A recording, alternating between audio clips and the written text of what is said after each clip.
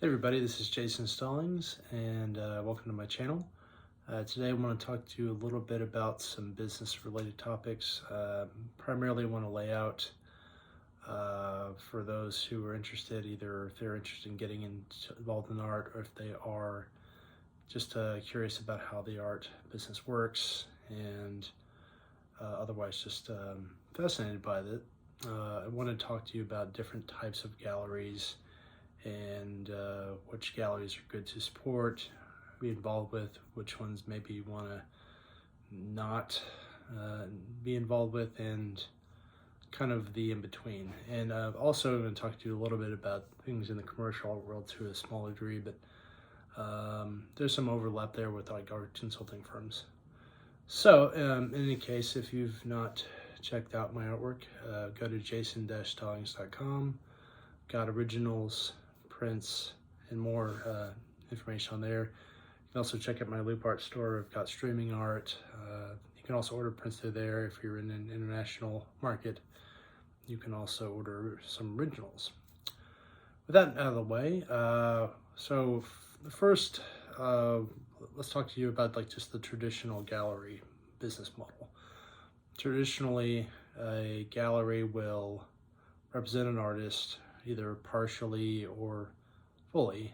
Partial representation basically entails that, traditionally speaking, although there are no real hard concrete rules about it, but if you function within this space, you kind of know that an artist will only be represented by a gallery in that city on a temporary basis if they're full-time, or if they're fully represented. If they're partially represented, in theory, you would be represented by more than one gallery, though it's usually good practice to not necessarily muddy the waters up. If you're in one show at one gallery, in theory, it's better to not be in multiple shows, just because it's just, you're kind of potentially stepping on the toes of different businesses. But that being said, like, there are probably exceptions to this rule and ways you can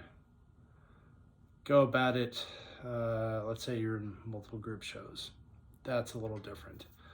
But you know, if you're in more if you're in galleries in a more substantial way, that's better to avoid being in the same city at the same time. That way, in theory, that should work out for you, but it might work against you a little bit. So, partial representation, you know, is not necessarily, is usually something where a gallery owner is going to test the waters out with your work, see if it's something that their audience responds to positively, is interested in buying.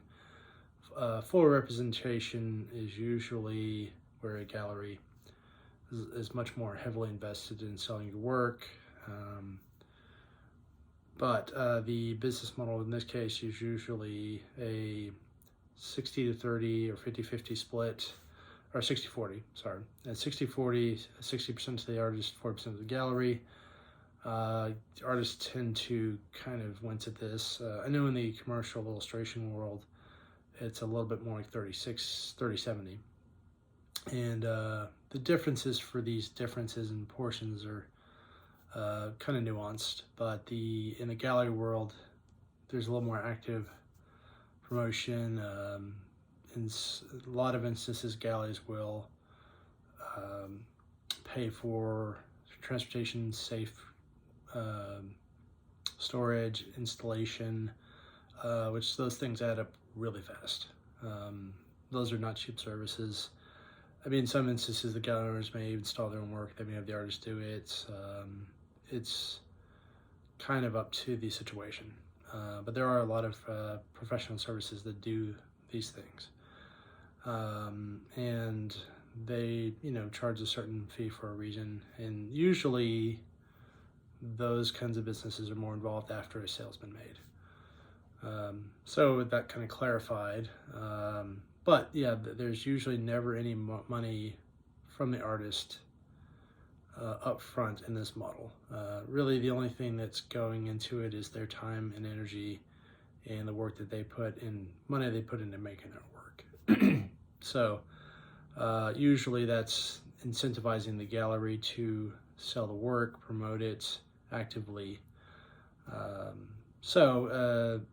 The next model we'll talk about is a co-op gallery, and this kind of runs on a system where artists are collectively involved in the financial success of a gallery.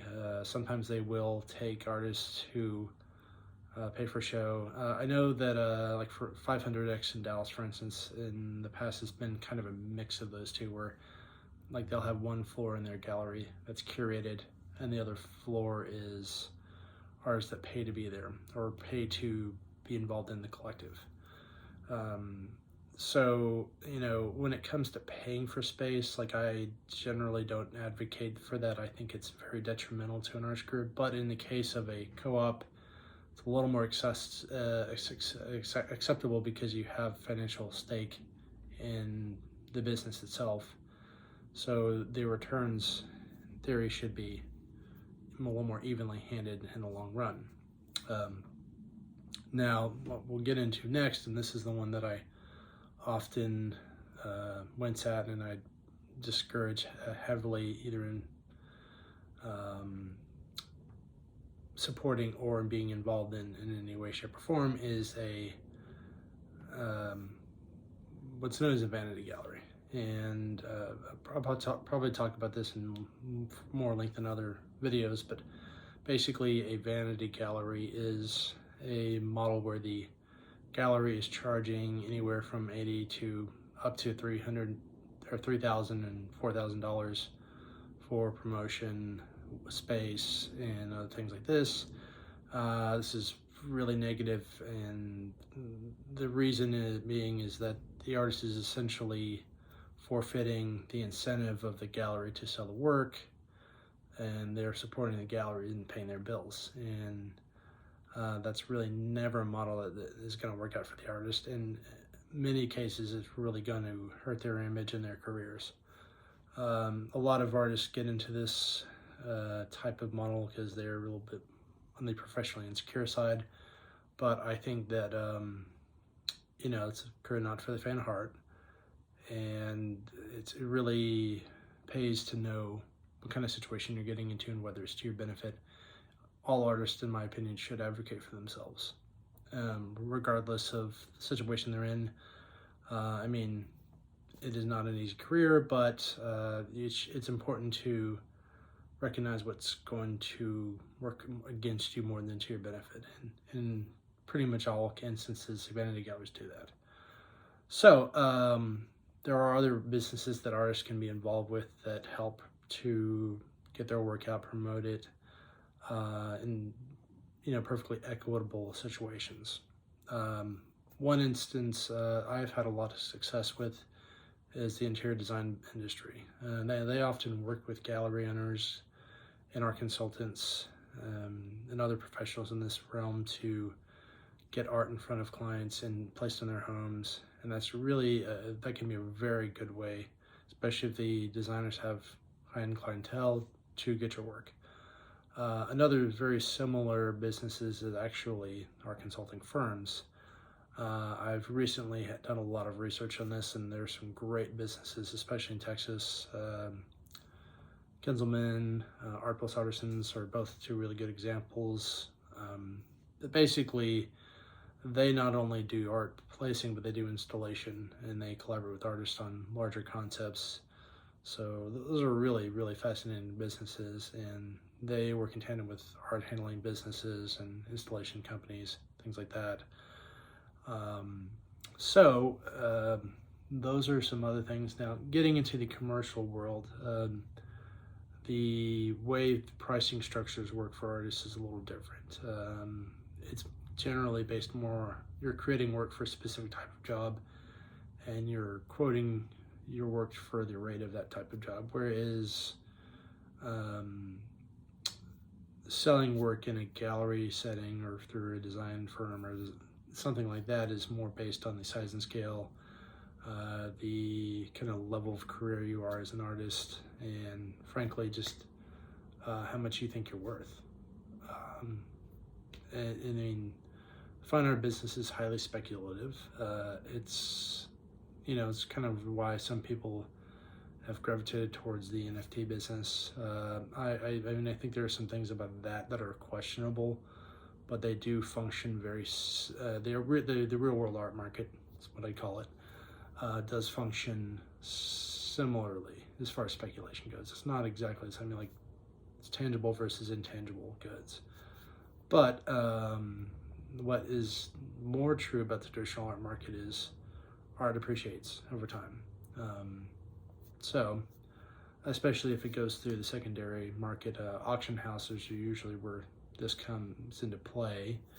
Now, traditionally, and I think this is where the NFT market has very good ideas and well-intentioned ideas. It's very flawed execution, just because of the very faulty, questionable motives and structure of the crypto business model. But that's a whole nother topic for another time. But yeah, basically, art will always appreciate and value. If it goes to the secondary market, it can always rise in value if it's sold between new collectors. And but the artist will get residuals through sales in the NFT market, which is great. I've only ever encountered this one time in my career as a traditional artist. It pretty much never happens. It really should, but to a degree, once the art is out of your hand, it's out of your hands. That being said, I mean, the actual licensing and copyrights are still under your ownership unless you sign them away, basically. That's pretty much standard copyright law with art, and with the exception of the orphan rights work. But beyond that, traditional illustration representation is a slightly different model. The agency will collaborate with a book publisher or an advertising agency, maybe a scientific periodical magazine, something that is basically involved in turning a piece of art into a commercial product in some way, shape, or form. That's what I studied in college, so I have a really unique kind of a knowledge of that as a fine artist. So the other thing that I will address is the idea of licensing. An artist I recently met in Dallas has done some work with a gallery in Hong Kong, and the licensing of art is kind of done through reprints and editions that are often placed in hotels and businesses. This is something that art consulting firms do as well. So that's a really great avenue for artists to be involved in if they can be. These are all really interesting venues. Most of them are really great to work with.